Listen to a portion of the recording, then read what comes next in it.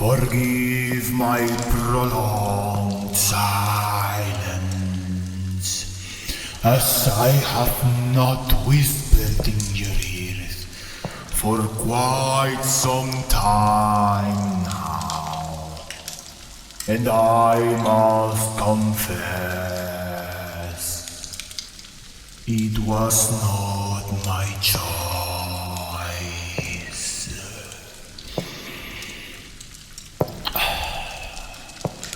My precious microphone, the vessel of my voice, had fallen ill, and alas, here in these lands where I dwell, between howling wolves and watchful crows, there are no mortal hands skilled enough to mend it. So I send it away,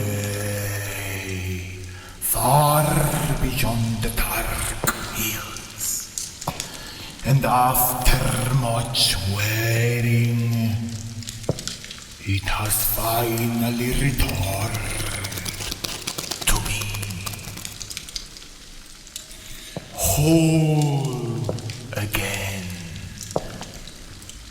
ready to serve.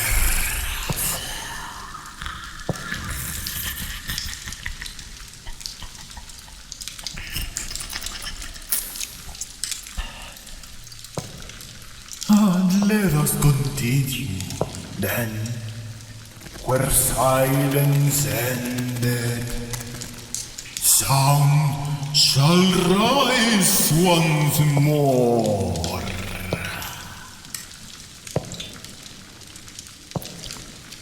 Here, come inside my castle. Here is a tale, one that unfolds beyond the cold stones of this castle walls, in a world still unaware of the things that slither through its shadow. The night is young, and the wind is whispering secrets through the storm. I have a story to tell you, one not found in books, nor spoken of by the living. Let me take you back to a time when I still wonder,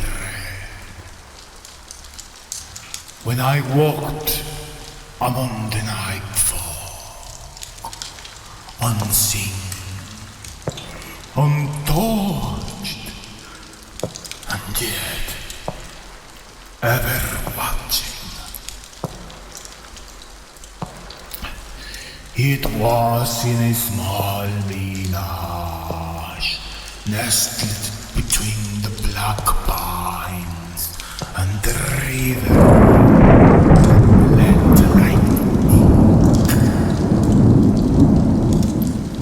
A quiet place, too quiet. The kind of silence that feels less like peace and more like waiting.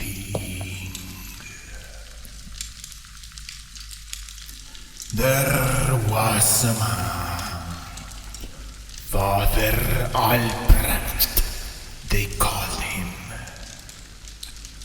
the priest of a chapel so old, even the stone forgot who built it.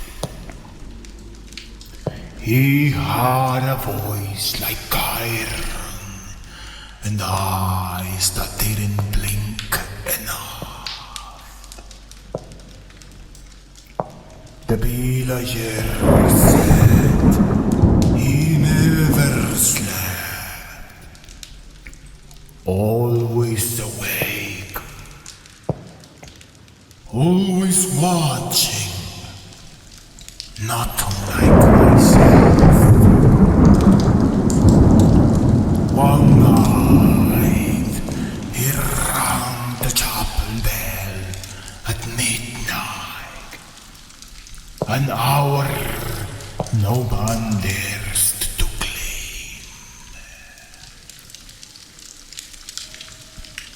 They gathered in the square, all trembling and wide-eyed,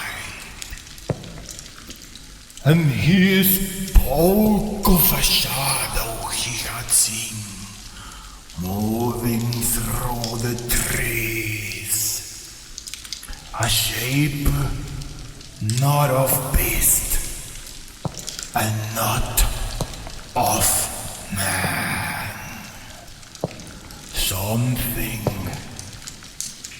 ancient, something returning. Of course, they didn't believe him. Not at first. They spoke in nervous laughter, like fools whistling through a graveyard. But then the livestock began to vanish. The wells grew cold, and the children, they began to dream the same dream. A pale figure in the forest, eyes like lanterns, teeth like eyes, waiting. He tried to warn them. He burned salt. He spoke old Latin. No one else understood.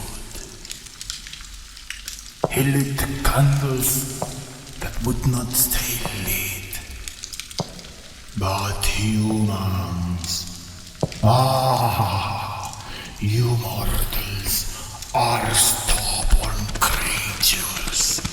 You deny the monster at the window until it opens the shutters. And one night, it did. The villagers fled, most into the river, some into the fire. Few were ever found, and the priest, he remained alone, praying in a chapel with no flock. I visited him once out of curiosity. I did not hide myself. I stood in the doorway, cloaked in night, and he looked at me, not with fear, but with understanding. You are not the one I saw, he said. I smiled. No, I replied. But I do enjoy the silence you've made for me. He bowed his head, and I vanished with the wind.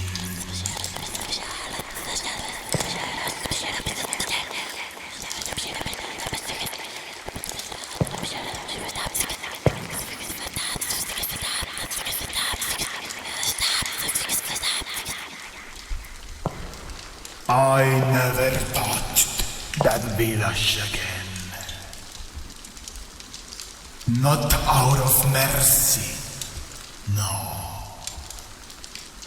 but out of respect for the one man who listened when the dark whispered. So,